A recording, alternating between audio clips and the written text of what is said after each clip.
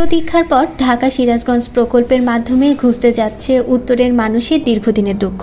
এই প্রকল্প বাস্তবায়িত হলে রাজধানীর সঙ্গে বগুড়ার রেলপথের দূরত্ব যেমন কমবে, তেমনি সম্প্রসারিত হবে ব্যবসা বাণিজ্য, গতি আসবে জীবনযাত্রায়। প্রকল্প অনুমোদনের প্রায় 5.5 বছর পর এই রেলপথ নির্মাণের জন্য ভূমি অধিগ্রহণ প্রক্রিয়া শুরু করেছে বগুড়া জেলা প্রশাসন। প্রকল্প সংশ্লিষ্ট কর্মকর্তারা জানিয়েছেন, ঢাকা সিরাজগঞ্জ রেলপথ এখন আর উত্তরাঞ্চলবাসীর স্বপ্ন নয়, বাস্তবায়নের কাজ শুরু হয়েছে।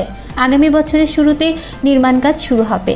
এটি বাস্তবায়িত হলে রাজধানীর সঙ্গে বগুড়ার রেলপথের দূরত্ব কমবে 112 কিলোমিটার, সময় বাঁচবে 3 থেকে 4 ঘন্টা।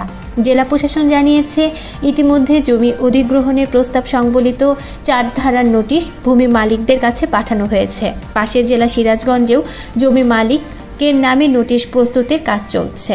সবকিছু ঠিকঠাক থাকলে আগামী বছরের শুরুতে প্রকল্পের নির্মাণ কাজ শুরু হবে। রেলপথ নির্মাণের কাজ শুরুর খবরে শুধু বগুড়া নয়, আশেপাশের জেলার মানুষের মাঝেও উৎসাহ উদ্দীপনা সৃষ্টি হয়েছে। তারা বলছে, এর মধ্য দিয়ে ঘুচতে যাচ্ছে উত্তরের মানুষের দীর্ঘদিনের দুঃখ।